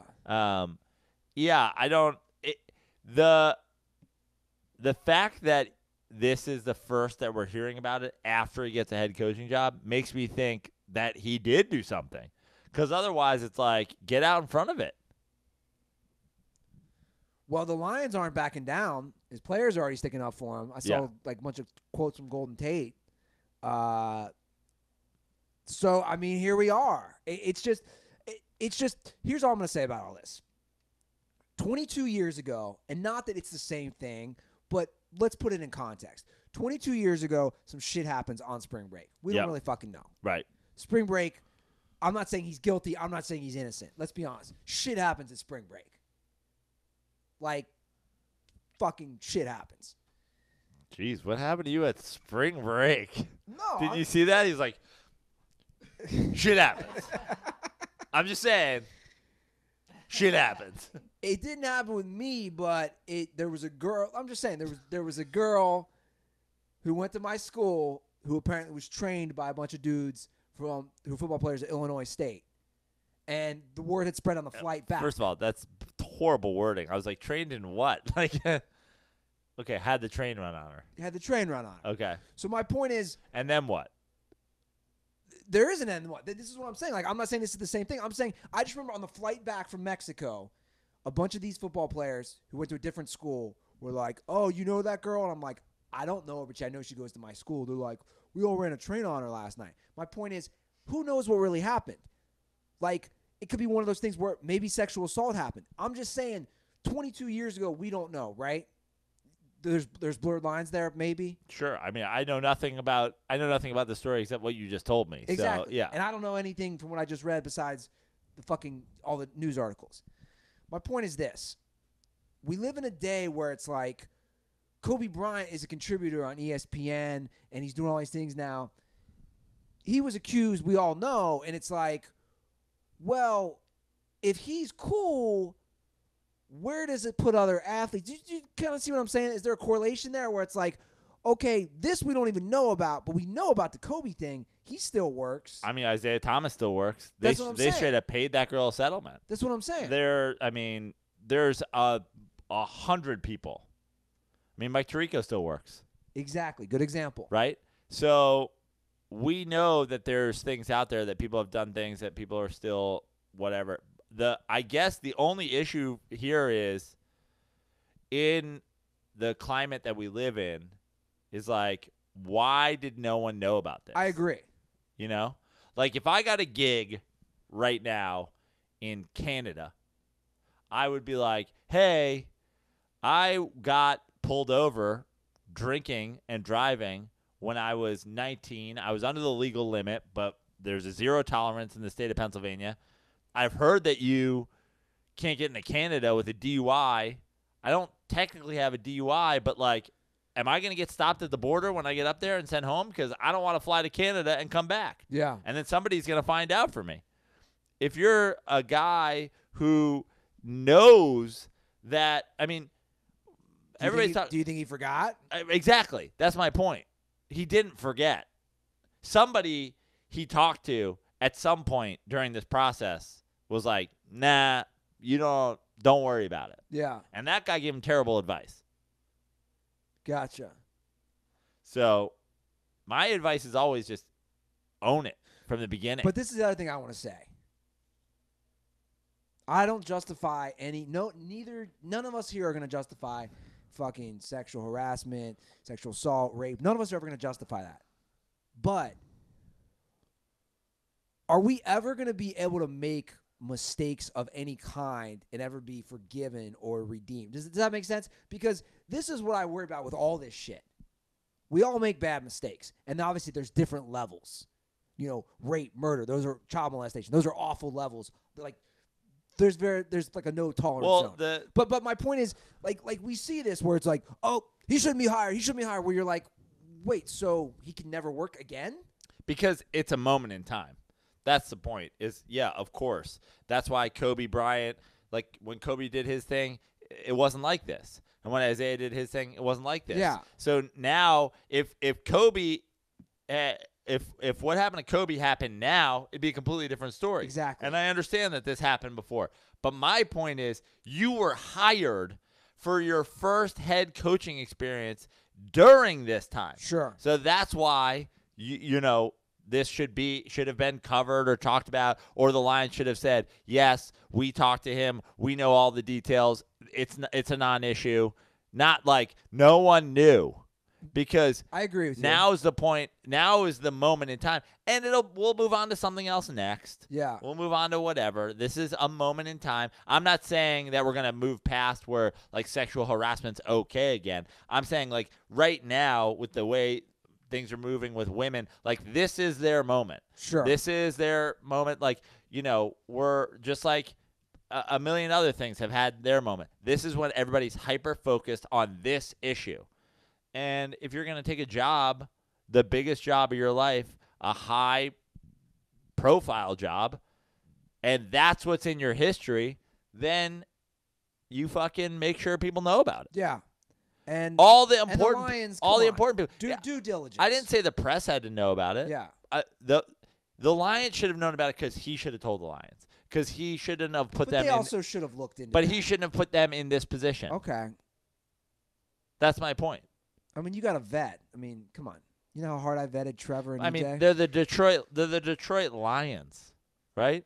If they had if they made smart choices, they wouldn't be on their 12th coach in however many years. True. It's a fact. Let's talk about something a little more uplifting. Ricky Williams, dude, we got to get him. We got to get Ricky. This has been sitting in the let's go to the sound bath. This has been sitting on the rundown for a minute. Ricky Williams was recently interviewed by CNBC. He told them he's going to invest $50,000 into Bitcoin because of astrology, because of Uranus. Excuse me? Yes. How is my anus involved in this? He says, when I look at things, I tend to look. Take it easy, Ricky Williams. You're not getting a head coaching job anytime soon. You're looking at my anus. When I look at things, I tend to look at astrology to get insight. He said he was looking at readings of an astrology chart, and they pointed him to direct his money into Bitcoin. The insight that got me interested in Bitcoin was the planet Uranus is about to enter into Taurus. I mean, this guy is amazing. Yeah. He explains it's in a revolution. It's about. You should tell him you're going to pick him up in a Taurus for his episode of the Dirty Sports Podcast. I mean, I don't even know what else to say here. He does his Pilates. No, is it Pilates? Yoga? Yoga. I don't know. Every Sunday night, guys, right here in Venice, right on Lincoln Boulevard. Every Sunday he does it? Every Sunday. We got to go. Our 420th episode is 4 episodes from now. So it looks like we're going to next Sunday. It looks like we're going to yoga. Ricky did not respond to my email or my DM after he DM'd Dirty Sports. We got to get Ricky on the show. You should start a new Twitter account as Uranus and send him a direct message from that. We should also probably sneak You Should Do the Dirty Sports Podcast fortune into a fortune cookie and deliver it there. Just like, let's go at this guy the way he seems to be getting signs from things. You know what I mean? Well, I think if we just show up, that's a sign. He'll be like, how did you know? Yeah. Like, well, we read your Twitter, bro. But tweet at him. Rick the Laureate. R-I-C-K the Laureate. Laureate. Tell him our 420th episode's coming up. Mercury's in retrograde. all the planets have aligned for him to come on the Dirty Sports Podcast for the 420th episode. We need Ricky. They did, what was the 30 for 30? Run, Ricky, run? Yeah. Pod, Ricky, pod. Oh, that's a good one. Good hashtag. Come on here, Ricky. Pod, Ricky, pod. We need you. Thust, Ricky, thust. Thust, Ricky, thust. We need it. All right. You want to get to some calls? Sure. Before we do that, Joe Praino. Yes. I just want to say that I was rocking my Flag and Anthem black jeans last night at the Reds game, and it matched perfectly with my Harambe jersey. I rocked Flag and Anthem all weekend up in San Francisco and Oakland. I mean, basically at this point, every show I do, I'm in full Flag and Anthem. It's my show gear.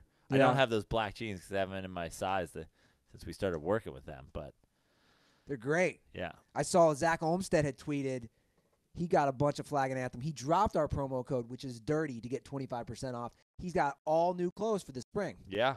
That's Dr. Dirtball. That's right.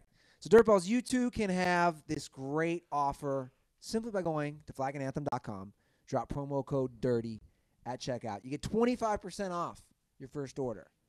25% off. Yeah. Promo code DIRTY.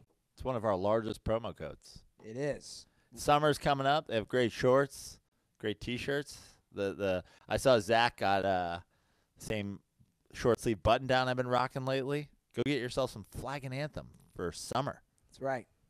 Flagandanthem.com, promo code DIRTY at checkout gets you 25% We're off. down to South Padre. You won't need to harass anybody. You know what I mean? You'll get them willingly. Sure, they're going to love that ad read. Okay, cool. Let's get to some Dirtball calls. We have a few. We haven't done some for a while. So let's get these. We got them all queued up, Trevor. Do you have headphones? Okay, you got them there. Let's just go in order. Let's do that. That'll be easy. Hey, boys, question for you. What is the best playoff series that you have actually sat down and watched in the NBA?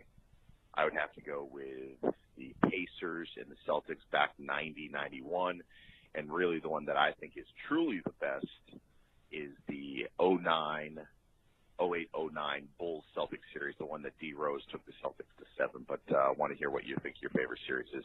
Stay classy, boys. When he says sit down and watch, does this mean he's talking about television or in person? Or I think he means basically all, I'm assuming a 7-game series. Okay. That we think was the best in our life. That we watched all of it. Right.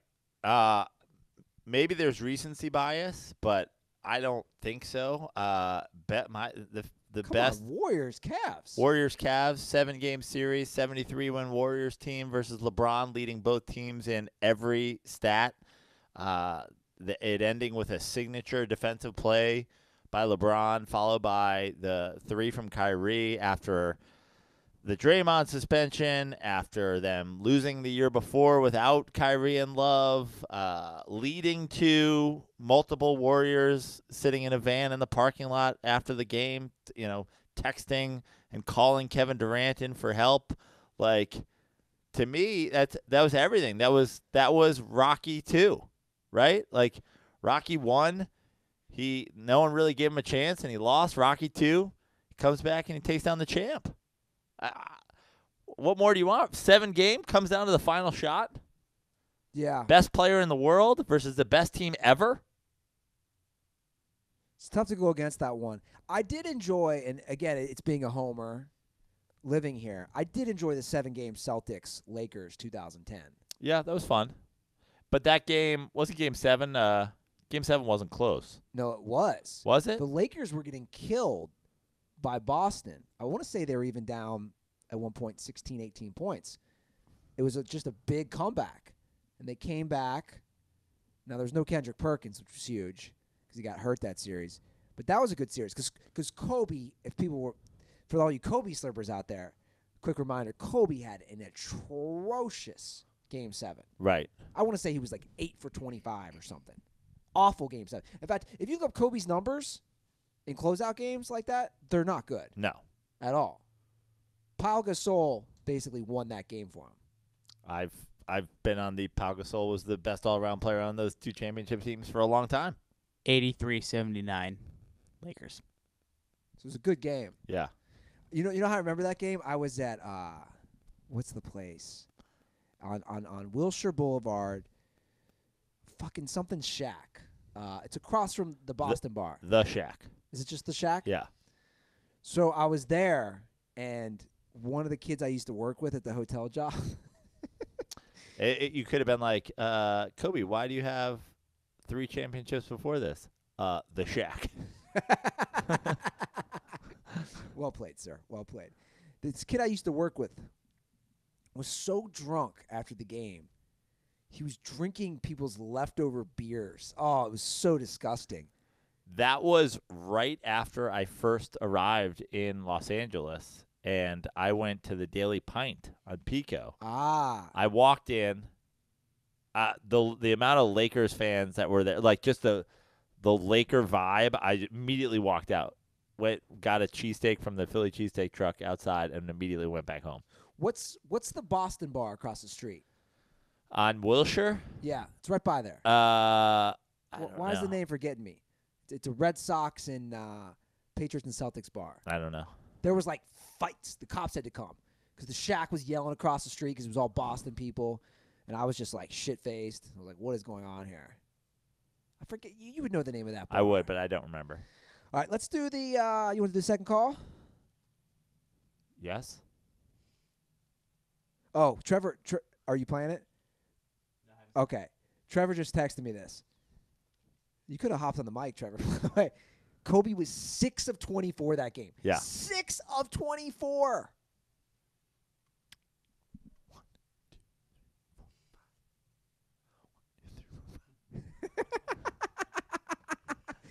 All right, you want to get this? YouTube exclusive. Make Yeah. sure you go on Yeah. the YouTube channel. See By the what way, Ruther- what see Kobe Praino's doing. was doing was he was that GIF is him doing one less than the shots he made that game. Amazing. You want to do this KD call? I can't wait to hear Praino's take on this.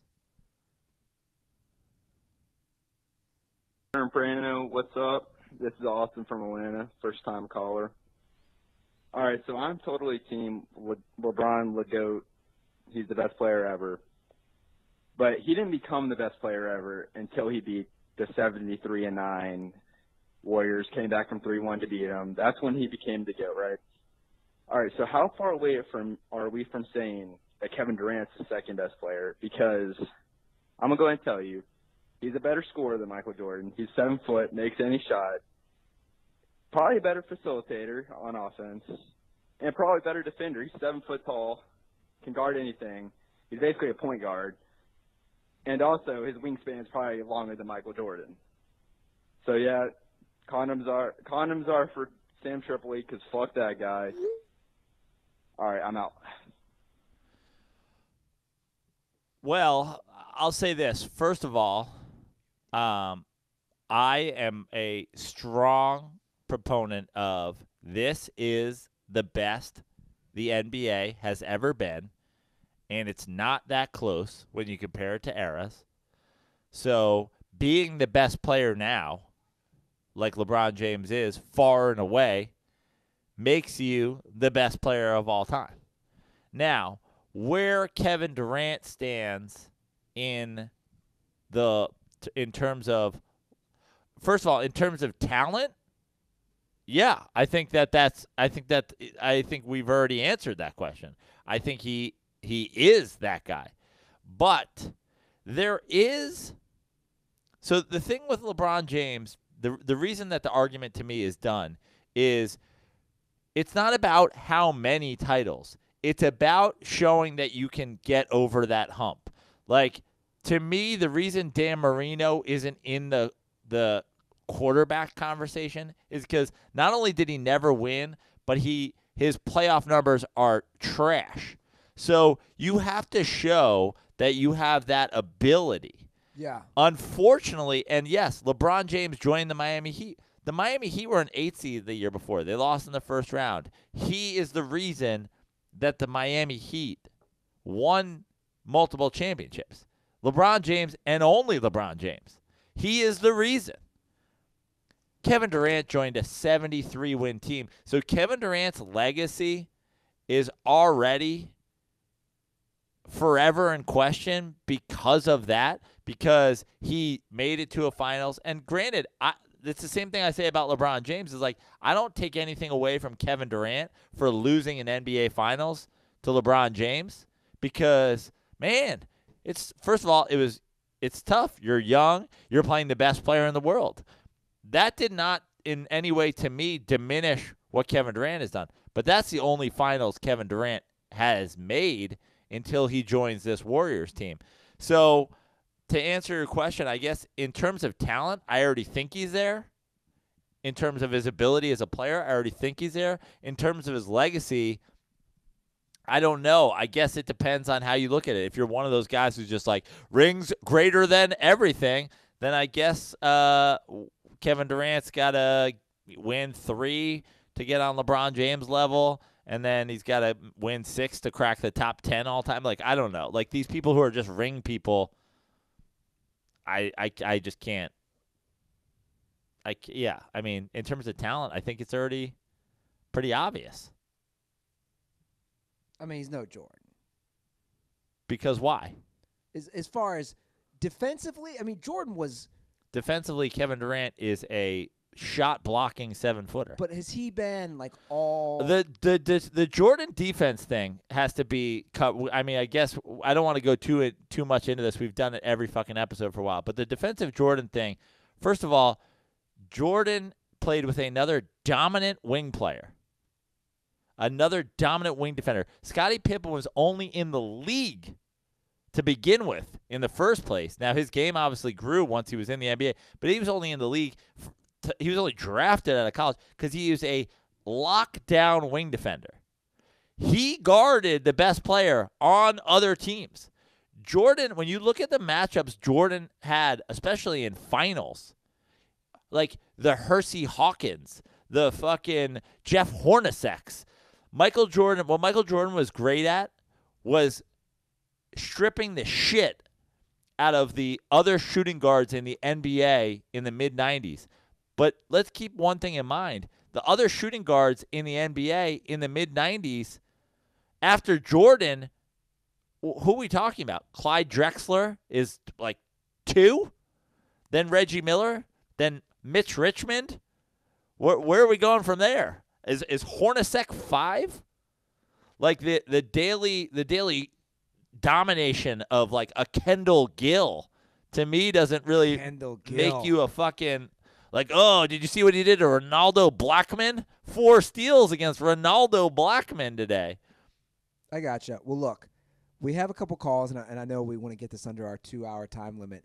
Can we get to the last 2 calls? Do 916. I want to get Praino. I want to put him on blast here for a minute.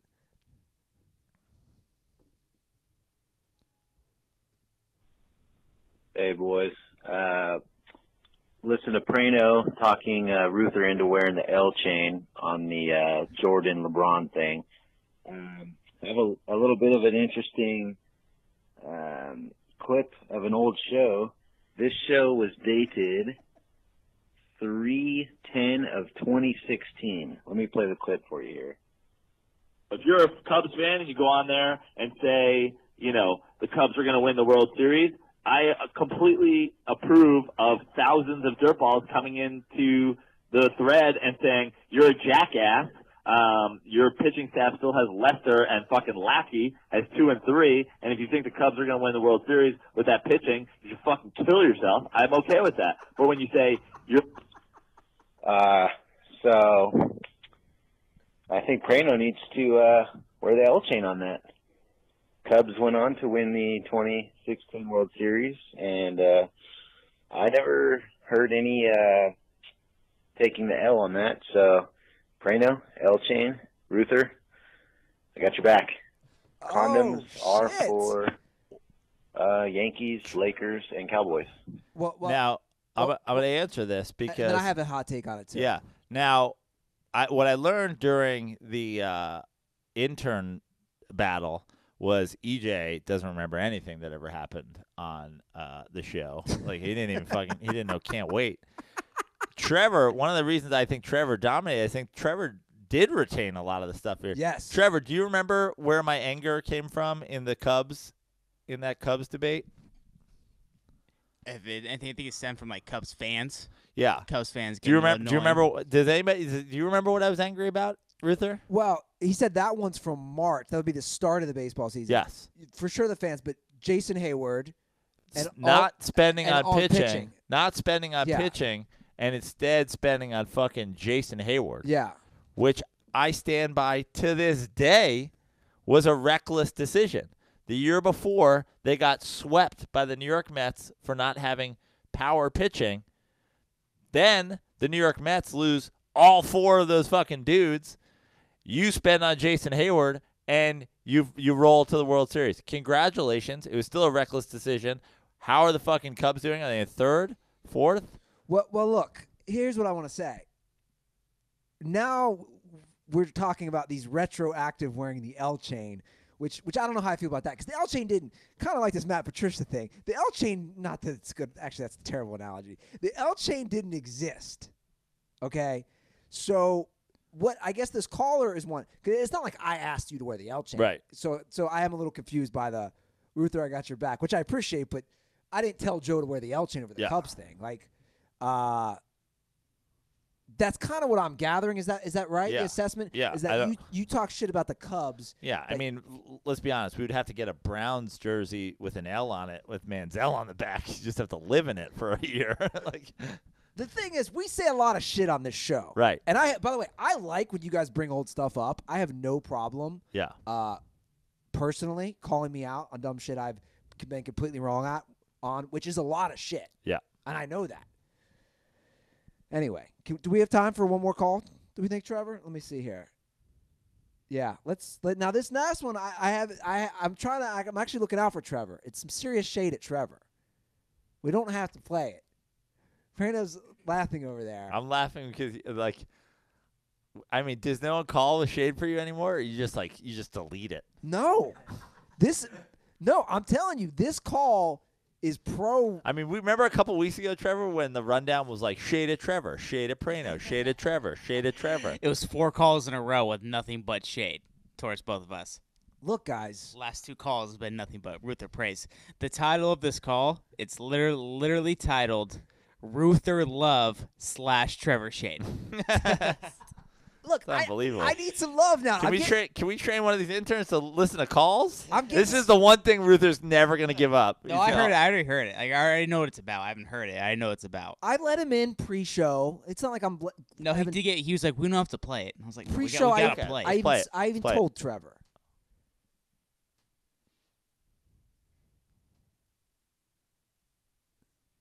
Trevor deleted it. Hey, what's up, guys? This is Clint up in Santa Cruz. First off, let me just say I like Trevor. I'm glad he's back. I like what interns bring to the show, but man, Trevor sounds like a little bitch when he gets all defensive over any little dig or criticism that comes his way. You know, people like to talk shit. Talking shit is fun when you're with your friends and whatever, but it's not fun when one of them takes it too seriously and overreacts and gets all bitchy. Trevor needs to get all that sand out of his vagina, like for real. Ruther laughs off a lot of shit that gets thrown at him constantly. He usually does a pretty good job of shrugging it off, laughing at it, keeping the show moving. But Trevor throws a hissy fit like nearly every episode now, and probably going to lose it when he hears this. But Andy, big up yourself. Andy doesn't get enough credit. He works super hard. He's pretty funny most of the time. He's like Ernie. You couldn't even sell that when it comes to just balancing everyone, keeping the show moving. Anyway, I'll stop rambling, but big up my boy Andy. Condoms are for Trevor's sandy vagina. You guys need to get a shop vac and suck all that sand out. Get it together, Trevor. Wow. But for real, love you guys. Peace. So you started out with a little Trevor love, lubed you up, then threw some sand in there. I literally got nothing for him tonight. I know he probably wanted me to go off, be sensitive. I ain't got nothing for him You're tonight. tired tonight, I can tell. I'm a little tired tonight. Trevor, A little tired. do you have siblings? I do not. No. Raised only child. Only child. See, I have a theory. That when you have brothers, you're less sensitive. I don't think Trevor's like super sensitive, but I think when you have brothers, all you do is get shit on all the time. And that's why Ruther has 4 brothers, so Ruther just gets shit on constantly. Still to this day. So you're less like used to it. I'm the same way. I know people like they get like you're like what the fuck, and I'm like what? I thought we were just shit talking. Yeah. And I don't think Trevor, like I listened to the last episode, and I don't think Trevor was like being, salty vaginaed, sandied vaginaed about it. But I understand how sometimes it comes off too, where you just like, there was a 10-minute conversation about like how much time you guys get to rebut what we're saying, and I was like, oh, it's sounds sensitive. Trevor, do you want your 1 minute 30-second rebuttal? I'm good. Trevor's got nothing to say. Oh man, It's all good. But I appreciate all those lovely compliments. Of course. I'm gonna start screening calls from now on. Now I got the Skype fucking log here. I've been had the Skype log, so I should have been screening calls. You can screen away, Trevor. That's what I'm saying. I should have. But let me ask you: would you have played that if you had screened?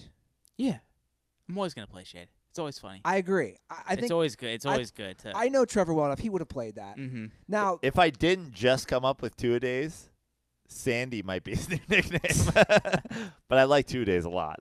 Yeah. And Trevor's handling it well. I'll give him that. Let's be honest. If we're going to toss shade, we really should toss shade towards EJ not knowing can't wait. Yeah. Did you almost die? No, because at that point I was I wasn't even surprised that he didn't know Major League, but I was blown away. Like you guys gave him 12 hints. Trevor's like, it's the name of the league. He's like Major Leaguers. What the fuck is that? Look, I don't know, man. All right. You hadn't even heard of Major League. You know how you're saying earlier, Matt Patricia. Look, I'm owning this. Yeah. Up front, anything I get hired on from now, I'm like, look, Yeah. I really fucked up on the interns game. All right, let me be real with you guys, but I'll own it. It is what it is. Well, there were some good ones. It wasn't Shabelli, but it was close. Well, guys, those are the calls. The hotline is 310-359-8365. And, yeah, we'll do calls as often as we can. Praino, what do you got going on? JoePraino.com for shows. A bunch of good stuff coming up. I've put them all out there. So just go to JoePraino.com. We got Tahoe coming up soon. At Fix Your Life on Twitter. Yeah, that's it. Cool. At Dirty Sports or at The Dirty Sports for us. At Andy Ruther, DirtySports.com. Again, YouTube. We're putting it all up there. Follow my lovely and talented interns, right?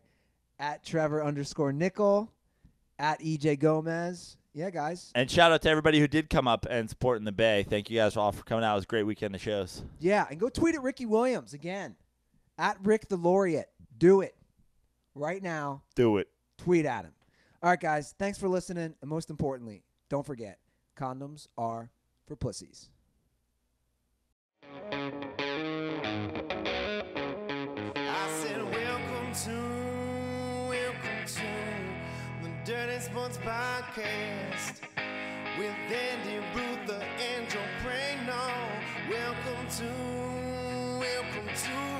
the Dirty Sports Podcast.